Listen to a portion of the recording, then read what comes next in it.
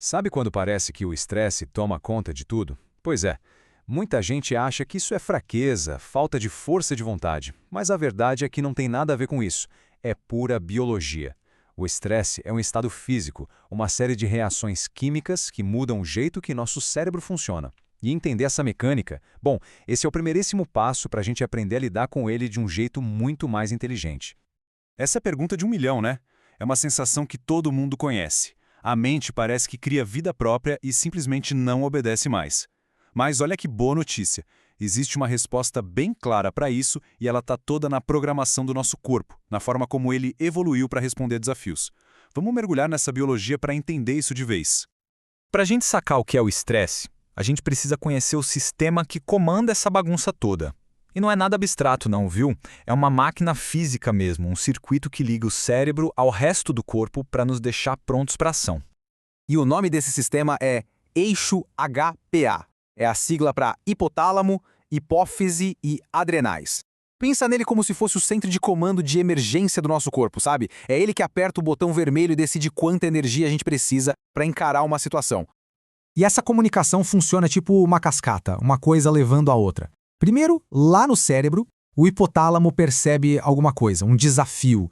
Aí ele manda um sinal para a hipófise, que também fica no cérebro. A hipófise, por sua vez, avisa as glândulas adrenais, que ficam lá em cima dos rins. E é nesse momento que a mágica, ou o caos, começa de verdade. Agora, a parte mais interessante é que essa resposta hormonal vem em 2 ondas. A primeira onda é a adrenalina. É aquele choque imediato, sabe? O coração dispara, a gente fica super alerta. É para ação rápida, para reagir na hora. Logo depois, vem a segunda onda, que é o cortisol. Ele é mais lento, mas o efeito dele é manter o corpo ligado por mais tempo, garantindo que a gente tenha energia para um esforço mais longo. Então, esse sistema todo é genial para resolver desafios pontuais, um problema aqui, outro ali. A complicação começa quando esse alarme simplesmente não desliga mais. Quando a ameaça não é mais um bicho vindo na nossa direção, mas sim um prazo apertado, uma preocupação que não sai da cabeça, uma pressão que não acaba nunca. E aqui está o pulo do gato. A gente precisa diferenciar o estresse agudo do crônico. O agudo é nosso amigo. É ele que ajuda a gente a fazer uma apresentação importante, a reagir rápido numa emergência. O grande vilão da história é estresse crônico, que é quando o sistema fica ligado direto, sem pausa.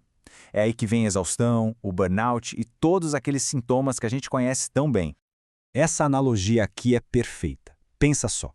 Nosso sistema de estresse foi desenhado para corridas de 100 metros. Mas o que a gente faz?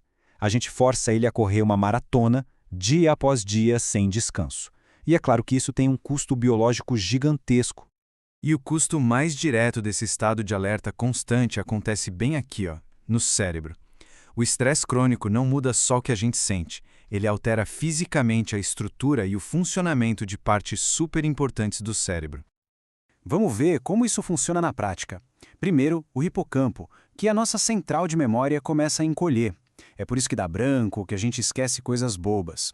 Segundo, a amígdala, que é nosso radar de perigo, fica ligada no 220 superativada. Isso faz a gente ficar mais ansioso e ver ameaça em tudo. E terceiro, o nosso chefe, o córtex pré-frontal, perde a força. É ele que nos dá foco, planejamento, autocontrole e, sob estresse, ele fica praticamente offline. E aí a ficha cai, a gente procrastina porque o nosso centro de controle está fraco, a gente se preocupa sem parar porque o nosso alarme de medo está disparado, a gente se sente sobrecarregado porque a capacidade de regular as emoções está lá embaixo. Percebe? Não é uma falha de caráter, é pura biologia em ação. Ok, eu sei, a notícia parece meio desanimadora, né? Mas a melhor parte de entender como a máquina funciona é que isso nos dá um manual de instruções. A gente pode usar o nosso próprio corpo e a nossa mente para regular essa resposta e, aos poucos, restaurar o equilíbrio. E existem ferramentas fisiológicas muito simples e poderosas para isso. A respiração lenta e profunda, por exemplo, é o jeito mais rápido de mandar um telegrama para o cérebro dizendo "tá tudo bem". Movimentos rítmicos, tipo uma caminhada ou natação, acalmam o sistema. E até uma coisa boba, como jogar água fria no rosto ou ter uma conversa tranquila com alguém de confiança, pode ajudar a diminuir a atividade daquele eixo HPA. Esse é o ponto central. Em vez de ficar esperando passivamente o estresse ir embora, a gente pode usar o nosso corpo de forma ativa para mandar uma mensagem clara para o cérebro. Ei, Pode relaxar, o perigo já passou, pode desligar o alarme. É a gente tomando as rédeas da nossa própria fisiologia. E além do corpo, claro, a gente pode usar a mente. A reavaliação cognitiva é basicamente isso: a gente usar a nossa parte racional, o córtex pré-frontal, para dar uma acalmada na nossa parte emocional, a amígdala. É a habilidade de mudar a história que a gente conta para a gente mesmo sobre o que está acontecendo. E no final das contas, tudo se resume a isso aqui. O estresse não é um inimigo que a gente tem que derrotar. Ele é um sistema de comunicação que a gente precisa aprender a entender. Quando a gente aprende a língua do nosso próprio sistema nervoso, a gente ganha as ferramentas para navegar pelos desafios da vida com muito mais clareza, equilíbrio e, principalmente, resiliência.